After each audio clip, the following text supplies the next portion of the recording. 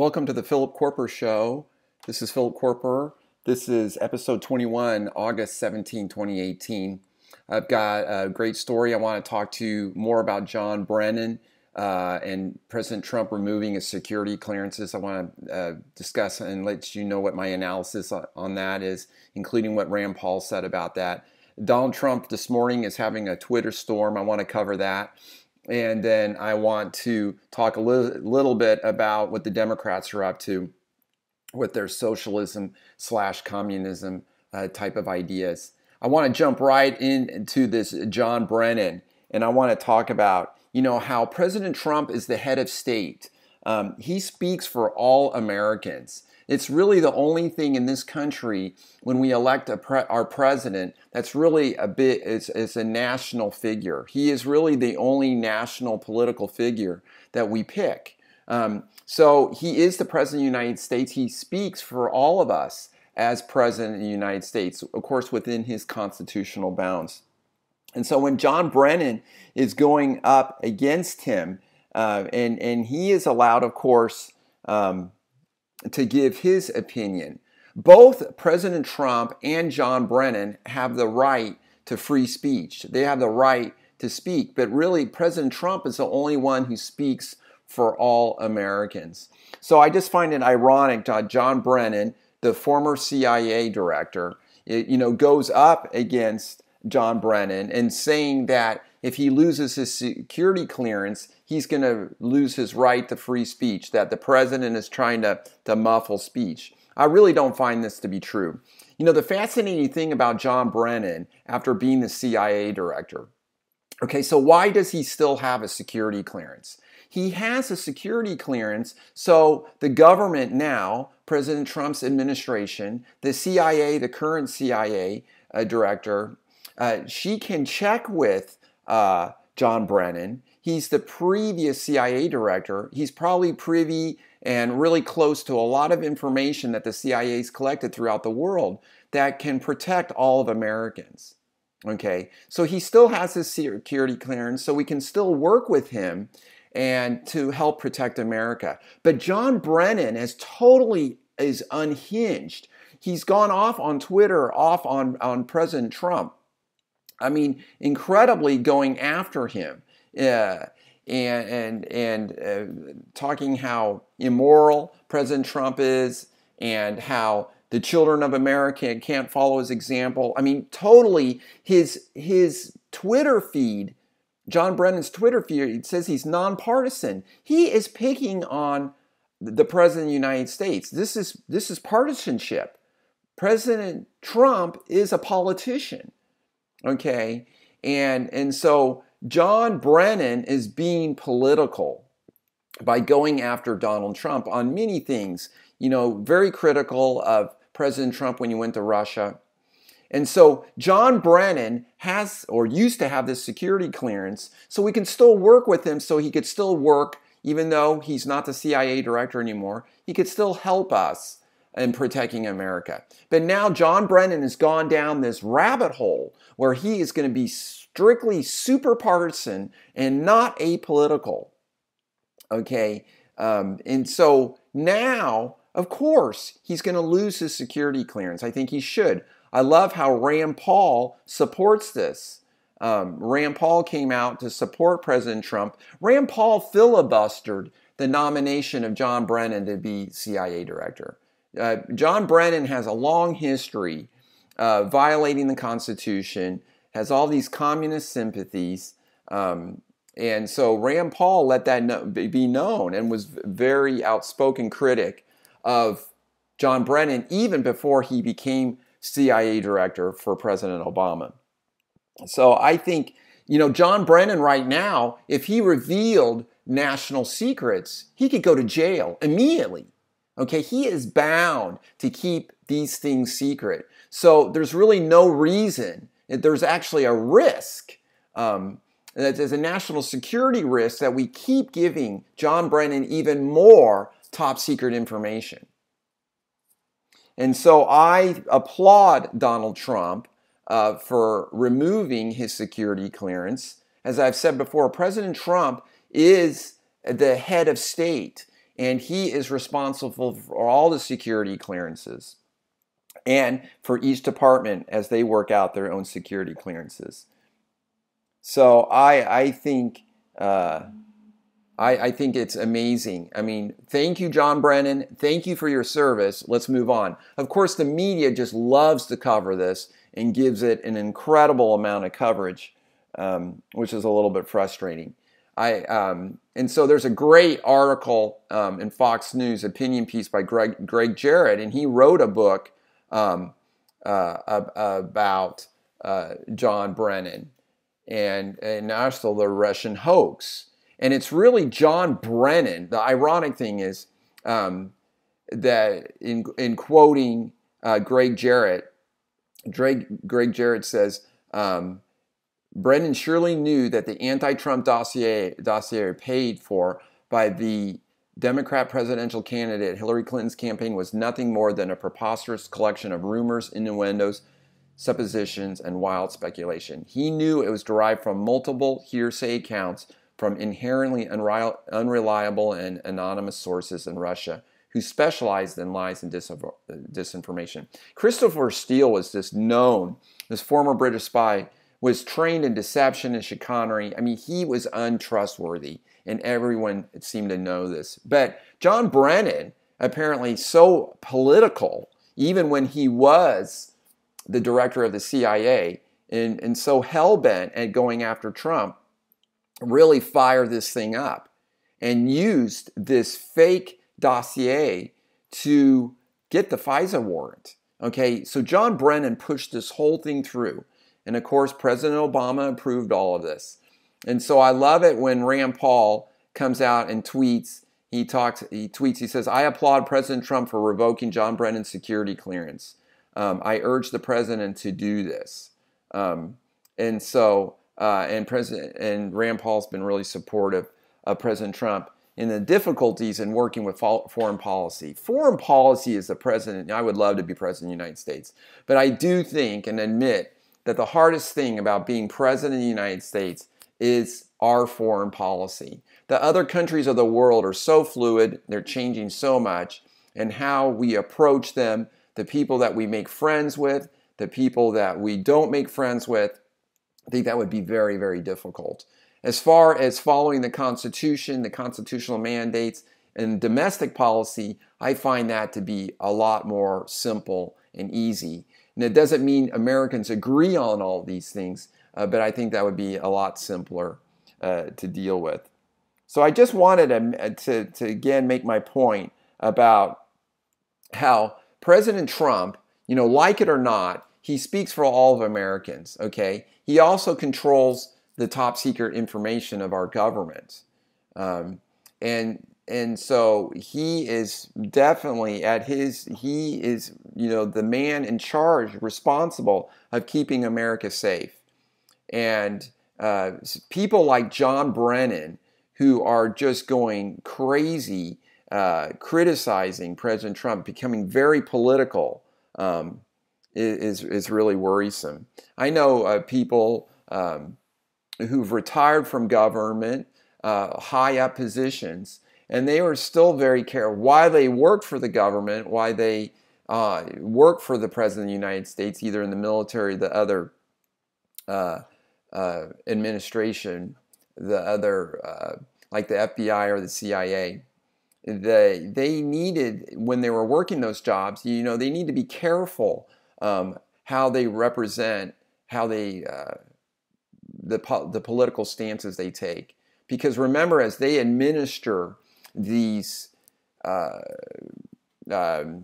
through the government, administering the duties, defending the country, doing spying, things like that, they need to stay apolitical. It's very important. They need to, because the President of the United States will change from party to party, so they need to support the President either way. I feel that same way in a small regard. In my job as a physician, I will treat all of my patients, hopefully, I try, with kindness and respect and with professionalism. I don't care if they're Republicans or Democrats or whatever.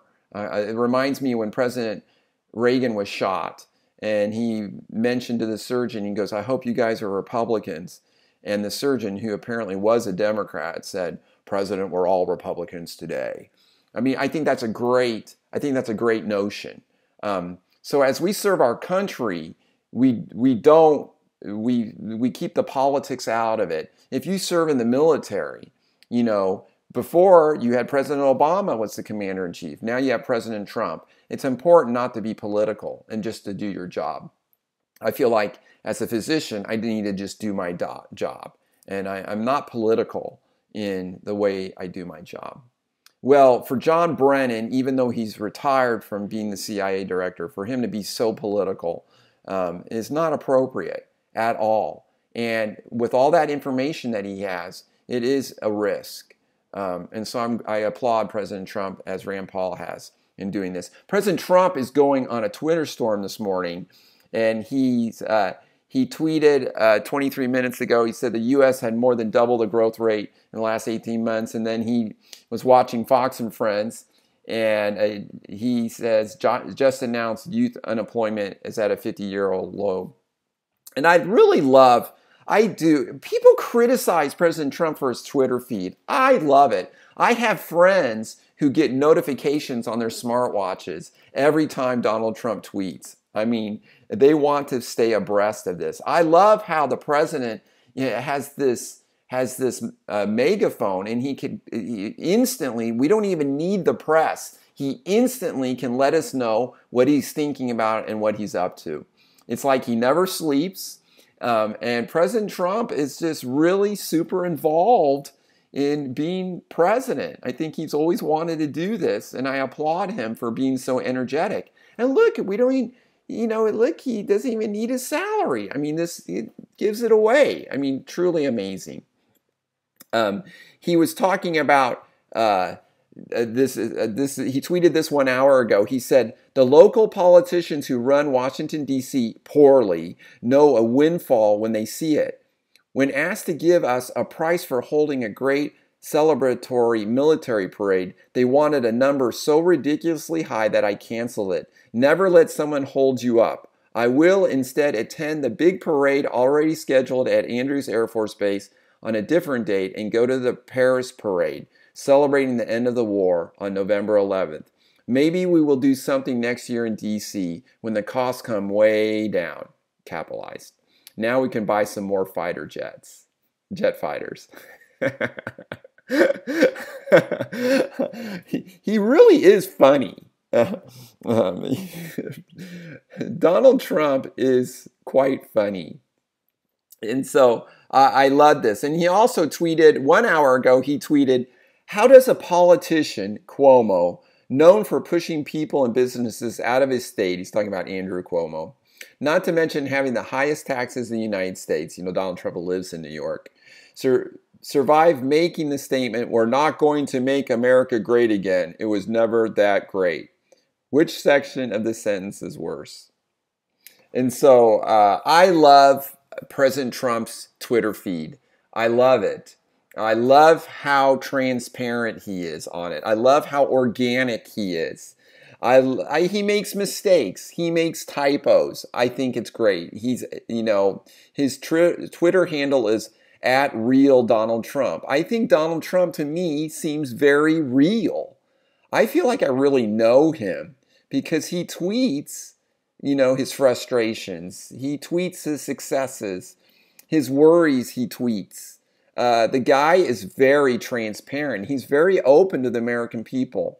He's really willing to share his ideas with the American people. And I think he tweeted just a little bit earlier about the witch hunt and about John Brennan. 11 hours ago, he said, "Director Brennan's recent statements purport to know as fact that the Trump campaign colluded with a foreign power. If Director Brennan's statement is based on intelligence he received while leading the CIA, why didn't he include it in the intelligence community assessment?" And then he says, released in 2017, "If his statement is based on intelligence he has seen since leaving office, it constitutes an intelligence breach. So he's quoting Richard Burr, a Republican from North Carolina. Also, Donald Trump tweeted 11 hours ago, an incredibly corrupt FBI and DOJ trying to steer the outcome of a presidential election. Brennan has gone off the deep end. He's disgraced and discredited himself. His conduct has been outrageous. He's talking about Richard Blumenthal apparently told a bunch of lies. And then President Trump was tweeting about Bruce Orr. And this truly is amazing. And I'm hoping that Bob Mueller and his investigation steers right into this, because I think the big bullseye here for this Russian collusion story is really Bruce Orr and his wife. His wife, Nellie, worked for Fusion GPS, and Bruce Orr works for the Justice Department. And so the Democrats are giving Fusion GPS $1 million to drum up dirt on President Trump. And they do. They make it. Christopher Steele just makes it up. And then Bruce Orr, then Nellie Orr, who works for Fusion GPS, gives it to Bruce Orr, who works for the Justice Department, who gives it to FBI agent Peter Strzok. Okay, I mean, this is really, truly amazing. And this is all to just destroy President Trump's chances of being elected.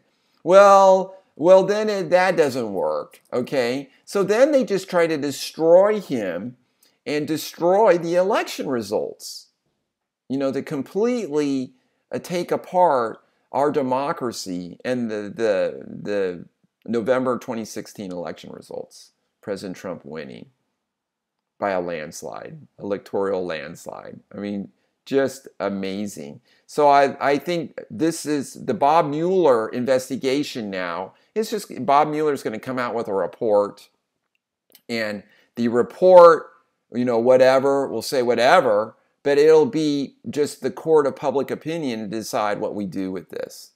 And right now, it doesn't look like there's any evidence that Donald Trump did anything wrong in the campaign. So I love how President Trump is so active on Twitter. Let's go to Elizabeth Warren, Pocahontas. She's introducing a plan to nationalize United States corporations, and saying how good is the government at taking resources and effectively using them. This is what Rebecca Walser is saying. And so, she's got her bill, and she wants corporations to be accountable. This is just more of a takeover of American corporations. The more we regulate them, the more we tell employers how much they can pay their employees, like minimum wage laws, who can sit on their boards. We want a bunch of women on their boards or other people who look different. I mean, the more micromanaging the government does of our corporations, the less efficient they will become, and the less money they will make, and the less people they will employ, and the less wealth they create. The same thing has come in my life, being a physician, being an anesthesiologist. Over the decades, I see how the government has become more and more involved in medicine. And the more the government gets involved in medicine, the more inefficient things become, the more cost shifting there is. So if you have health insurance and you go in and you have something done in the hospital, the bill is going to be really big because you have to pay for all the people who did not pay. There is so much cost shifting. And there's so much inaccountability. There's third-party payers. People don't even care how much things cost because someone else is footing the bill. This has just created more of a bureaucracy, more inefficiency, for example, in medicine, and driven the costs up higher. And then our results, our treatment is not as good. So people like Elizabeth Warren, I think, are wrong. I think they're wrong in trying to make everything a right. And it's funny how they're using healthcare now as a right. So they think most Americans, and many Americans do believe, that healthcare should be a right. Okay, well, what does that mean? That means the government literally can take a gun to my head, because I'm a physician, and force me to take care of people, to treat them medically. That's what healthcare having a right. That means we're going to force people to take care of other people. This is wrong. Okay, this is completely wrong. Healthcare is not a right. You look in the Constitution for our rights, it's not a right. Okay. Now, as a Christian, do I believe that I should voluntarily, that I should try to help poor people and sick people? Oh, yes. Oh, yes.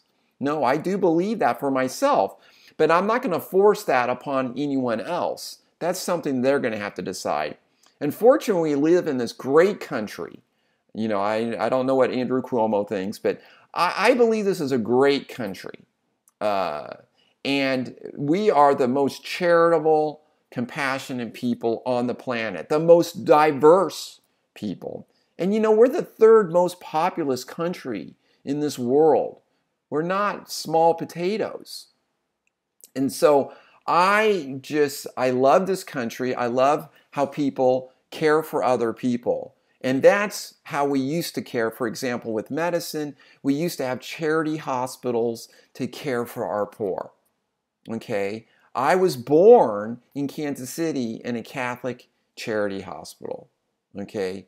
I know other people who were born in Jewish hospitals or in Mormon hospitals, hospitals owned by the Church of Jesus Christ of Latter-day Saints, my faith.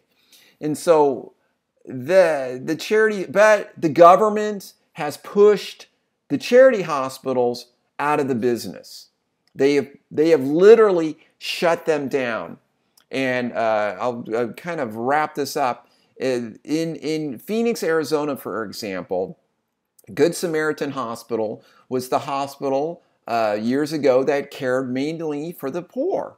It was a teaching facility, cared for the poor. So other hospitals, other private hospitals in the Phoenix area, when they had people who did not have money, didn't have insurance, they would send them Good Samaritan for care.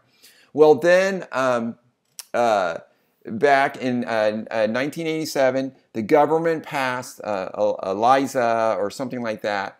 EMTELA was the name of it. The Emergency Medicine and Labor Care Act or something like that. Unfortunately, this was Ronald Reagan. And this bill, this law, said you can't do a wallet biopsy on people who come into the emergency room. So if you come into an emergency room in the United States, if you don't have any money, it doesn't matter. They're going to have to treat you anyhow. Okay, so of course everyone, the poor people, figured this out, that you can just go to an emergency room anywhere in the United States and we have to treat you. And if you're in labor, we have to take care of you and your baby. And so what this did is that those hospitals in Phoenix that used to send all the poor people to Good Samaritan Hospital, they couldn't do that anymore because that was illegal. They had to treat them themselves. So this totally disrupted the whole charity aspect in Phoenix and across the nation, and really just basically put charity hospitals out of business. I've read reports that LDS Hospital in Salt Lake City, the church eventually sold the hospital just because the government was forcing the church to do procedures there that they didn't want to do, probably abortions or other things. I don't know for sure.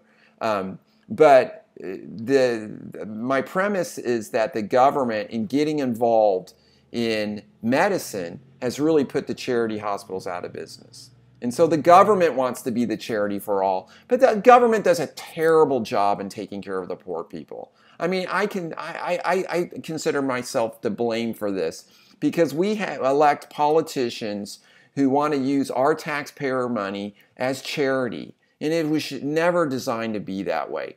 Communities and charities and other religious organizations and non-religious organizations are great at taking care of the poor. Government is terrible at taking care of the poor, and actually pretty much, I think, really hastened this fatherless family situation that we have, where fathers leave their families, and the moms can't get welfare if the father's in the home. I mean, a complete disaster. And so we have increased illegitimacy rates, kids who are growing up without fathers, huge problem. The breakdown of the family, huge problem in the United States, whole nother podcast. I wanted to thank you for listening, and I wanted to close from a scripture that I listened to on my run this morning. This is from the Book of Mormon, 3rd Nephi, chapter 17, and this is the Savior speaking to the people, saying, "Have you any that are sick among you? Bring them hither. Have you any that are lame or blind or halt or maimed or leprous or that are withered or that are deaf or that are afflicted in any manner? Bring them hither, and I will heal them. For I have compassion upon you. My bowels are filled with mercy." Thank you so much for listening. This is the Philip Koerper Show. I'm Philip Koerper, copyright 2018. Have a great day.